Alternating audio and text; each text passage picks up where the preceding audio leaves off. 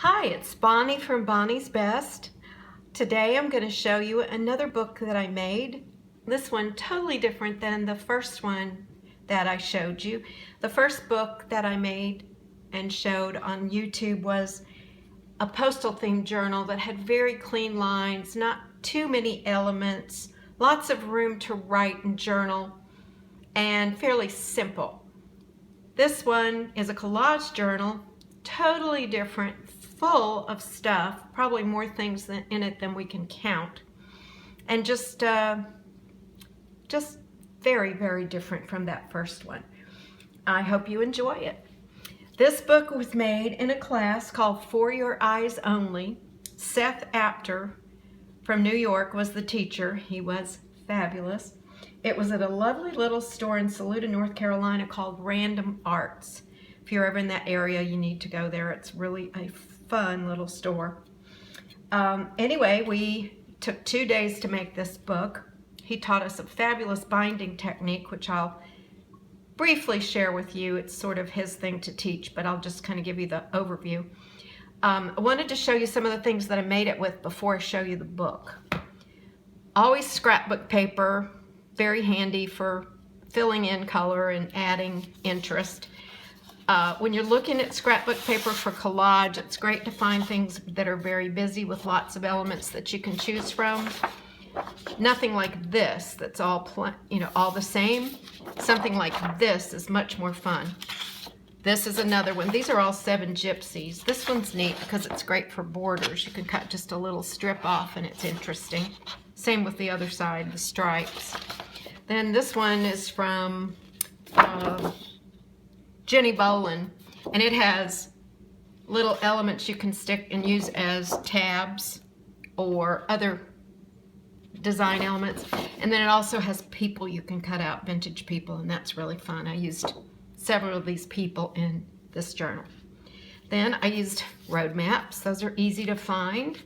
If you're a member of AAA, you can get them all day long.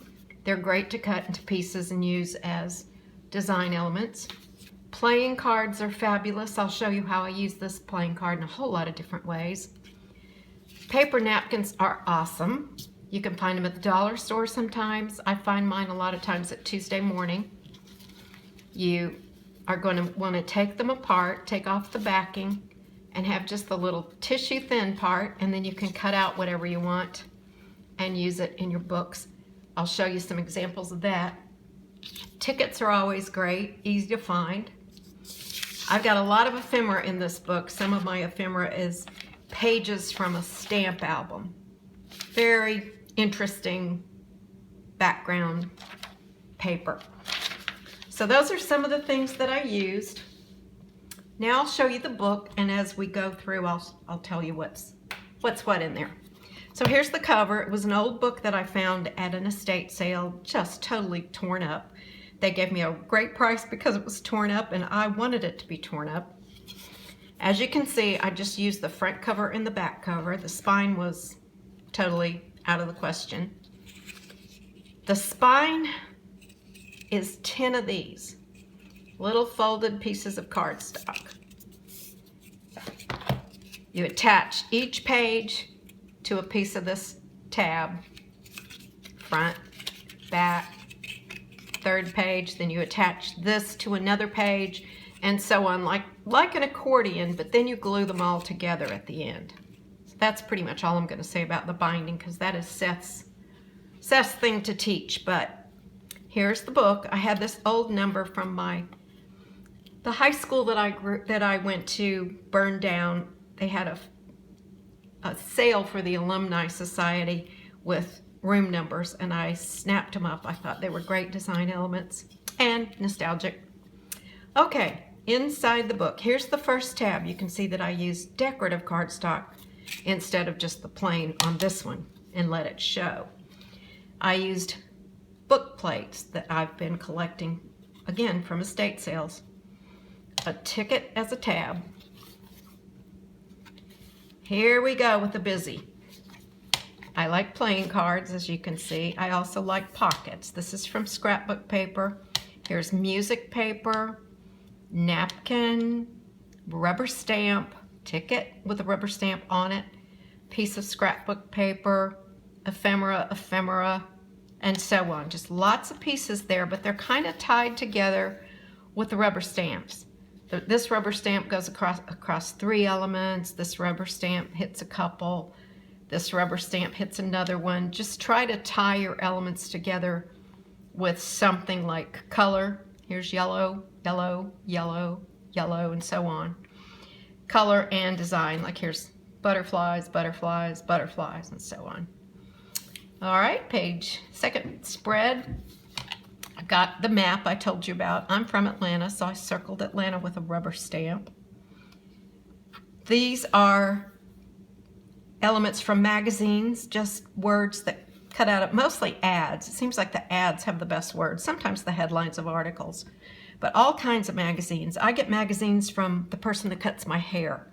She gets all kinds of subscriptions to magazines, and she has stacks of them and can't keep them all. So when they're expired and out of date, she gives them to me, and I cut them up, often while I'm watching television. This out sign right here is from an old folder that was like a medical folder, I think, and it had in and out, and this one wasn't out. Okay, here's some of that scrapbook paper with the vintage pictures. Here's some of my page from my stamp album. On-site beautiful waterfalls, that's from a magazine.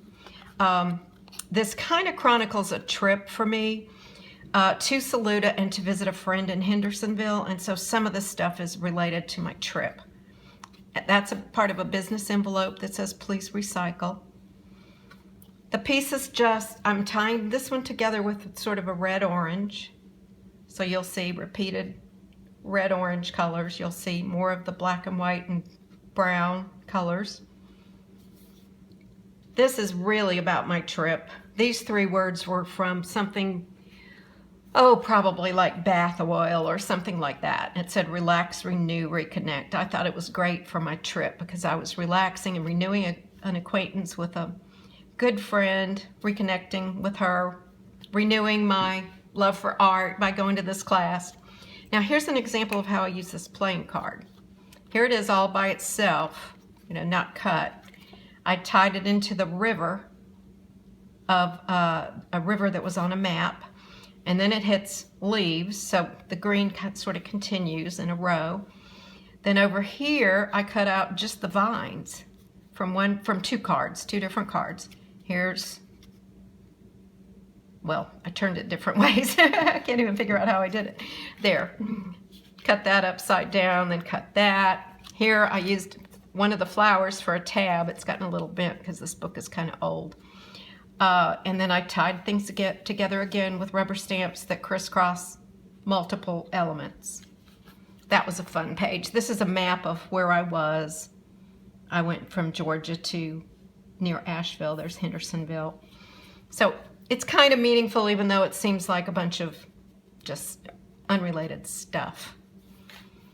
Okay, this is the first one I did with a fold out. I meant to do more of these and I just sort of got carried away. Here's some of that scrapbook paper with the interesting elements that I cut out. My husband and I went to Charleston after the trip to Hendersonville, so some of this is from Charleston. A golf resort he played golf at, a restaurant we hit, a place we stopped for breakfast. We did take the scenic route, so that was a perfect magazine statement to pull out. Kiowa Island map that we picked up at the Welcome Center. So and then there's an element, another little open spot. Life is a special occasion, this trip was. The stamp paper is a really old Tim Holtz paper, but you can find wrapping paper with stamps on it, and that's kind of fun to use too. Okay, another spread with a pocket. Something else from my stamp album, the Tim Holtz paper. Here's that little element from that repetitive scrapbook paper, perfect for a tab. That's from the Jenny Bolin paper. This is obviously a tea bag tag, a Chiquita banana sticker, a cigar wrap. These are all things from food. Caribbean Sweet Gold was a pineapple. So food labels are really fun to use. They're often very colorful and crisp. Then I've got a large Pellegrino pocket here, made out of the tag that goes around the Pellegrino bag. This is ephemera from my collection. Music sheets are great to use, and it's fun to use striped paper or polka dots or bright colors to make like a banner or an awning just by cutting freehand. This is an example of a napkin that I used. It had a bird on it, and I thought that was really pretty, and I tore it apart like I showed you at the beginning, took the backing off, and then just glued it down on top of the music so you could see the music through it. Think about the bird singing. This is another napkin. These elements here are from another napkin, which I thought they were very pretty, like a collage. That's from a how-to book, like a hardware how-to book that I picked up at a flea market. Another curtain sort of banner with scrapbook paper. This clock, you'll see a couple of those in here. This is from tissue paper for wrapping, like gift wrap tissue paper. An old circus-related words from a Graphic 45 circus line called Le Cirque. This is from a napkin, this Billy T ad. The clock again is from that tissue paper, and here we have another book plate, which I just pick up every time I go to a book sale. It seems like they have book plates, or a estate sale. And then here's the back cover. These brads are just decorative. They don't hook together anything but the book cover and the first tab, and then I covered up the first tab with where the little phalanges of the brad are. I just covered that up with another piece of scrapbook paper. So again, everything is done with the tabs. Everything is glued to a tab and glued to each other, and then I cover it up a lot. Here, for example, cover it up with washi tape. Cover it up with design elements. There's washi tape through there and pieces of collage. That was just covered up with scrapbook paper. So there you have a collage book that's really fun to make. You can keep going on and on forever because there's no limit to how many signatures you use if you use this tab system. And when you're done, you just glue the last one to the cover, to the back cover. You start with the front cover and glue the last spread you're going to do to the back cover, and then there you have a book. If you wanted to make it bigger, you could always take an X-Acto knife, slice that, add more pages, glue this to the new back page, and have a thicker, fatter book. But I was pretty happy with this when I was done, so I stopped. If you have any questions, please ask in the comments. I hope you like this one, and thanks for watching. Bye.